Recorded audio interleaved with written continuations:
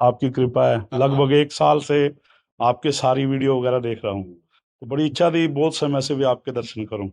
बस इतनी कृपा कीजिए भी नजदीक भगवान के और ज्यादा हो जाए। कोई भी सिमरन आप जैसे भी आप कोई बताएं कि भी जिससे नजदीक हो जाए। देखो, हम इतना जानते हैं कि अगर गुरु वाणी पर दृढ़ निष्ठा कर लोगे जी महाराज जी। तो गुरु ग्रंथ साहब इतने समर्थ है कि आपकी फतेह कर देंगे। ये पक्का समझो। हम मतलब इस बात पर बहुत श्रद्धा रखते हैं जी महाराज जी। कि जो अपने गुरुदेव की वाणी पर चलता है उसे माया परास्त नहीं कर सकती। गुरु ग्रंथ साहब साक्षात गुरु स्वरूप है। खूब वाणी गायन कीजिए और चिंतन कीजिए।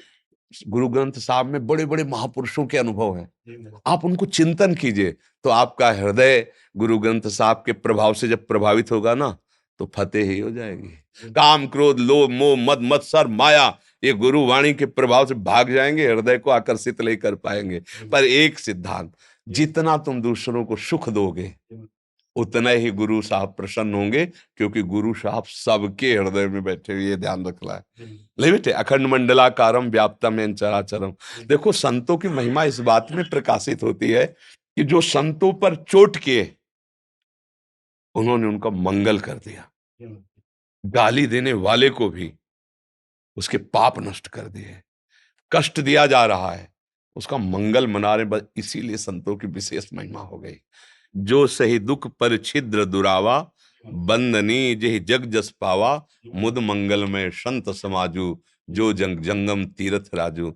महान पुरुषों का हृदय महान ही होता है। हमें चाहिए, यदि हमसे पूछा जाए किसी के विषय में कि ये कैसा है, तो हम कह सकते हैं कि हम अपने विषय को तो जानने की चेष्टा कर सकते हैं, लेकिन सामने वाला कैसा जानते हुए भी हमें कहना कि हमें पूर्ण रूप से ज्ञान नहीं है, ये हमारी साधुता होगी।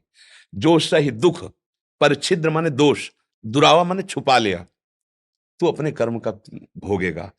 मेरी दृष्टि में, मेरे हृदय में तुम्हें नीचा दिखाने की बात नहीं आएगी।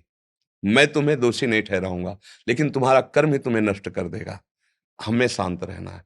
जब धर्म को कलयुग पीट रहा था लात और डंडों से, तो परीक्षित जी ने पूछा कि एक बार तू केवल बता कि तुम्हें दंड कौन दे रहा है, उसका नाश करने में मैं समर्थ हूं।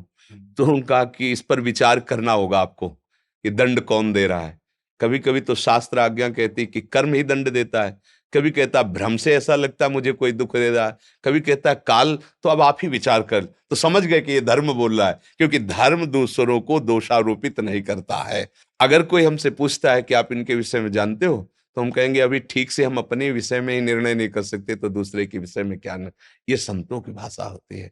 अगर हम किसी को पूर्ण प्रमाणित करते हैं कि ये दोषी है, तो मेरे से गलती हो जाएगी, क्योंकि मेरा प्रभु और मेरा सिद्धांत एकदम अलग है। चाहे किसी भी संप्रदाय के, चाहे कोई भी महात्मा हो, आप देख लेना, उनकी वाणी दोषों का वर्णन करके दोषों के त्याग के लिए है। लेकिन जो दोषी है, यदि उससे पूछा जाए कि आप क्या दंड देना चाहते हो, तो उनके पास एक ही भाव होगा कि क्षमा करो इसे और भगवान इसको सद्बुद्धि दे, ये कुमार्ग को छोड़ करके सतमार्ग में चले, ये गुरुवाणी को स्वीकार करे, धर्म से चले।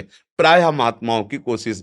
फिर जब कोई धर्म पर आक्रमण करता है, सिद्धांत पर आक्रमण करता है, तब फिर वही भगवद आवेश उसके ऊपर सिंहवत सवार हो जाता है। फिर वो क्रिया कर डालता है, वो विचार नहीं होता उसमें। समझ रहे? जैसे हम आपको ऐसा कह रहे हैं, लेकिन अभी कोई ऐसा अधर्माचरण करे तो उस समय हमारे अंदर क्या भाव आता है वो प्रभु भेजेंगे, और उस समय हम क्या बर्ताव करते हैं प्रभु के द्वारा होगा। मेरे द्वारा अगर विचार पूर्वक किया जाएगा तो किसी का अहित नहीं होगा, किसी की निंदा नहीं होगी, हम किसी को दोषी नहीं ठहराएंगे। दोष वर्णन करेंगे कि ऐसे दोषों का त्याग करना चाहिए, और जान रहे हैं इसमें दोष है, पर मेरे प्रमाण से उससे कष्ट मिलेगा, इसलिए हम उन दोषों का वर्णन उसके लिए नहीं कर पाएंगे।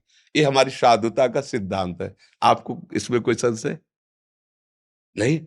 तो अपने लोग उसी मार्ग में, चाहे जो भेष हो, चाहे जो मार्ग हो, है तो हमारे ईश्वर का ही मार्ग, हमारे गुरु का ही तो मार्ग है। हम एक ही मार्ग के पथिक है। तो हमें लगता है कि हमें ऐसे चलना चाहिए जैसे हमारे गुरुजन चले हैं। गुरु ग्रंथ साहब का आश्रय लेकर आगे बढ़ो हम।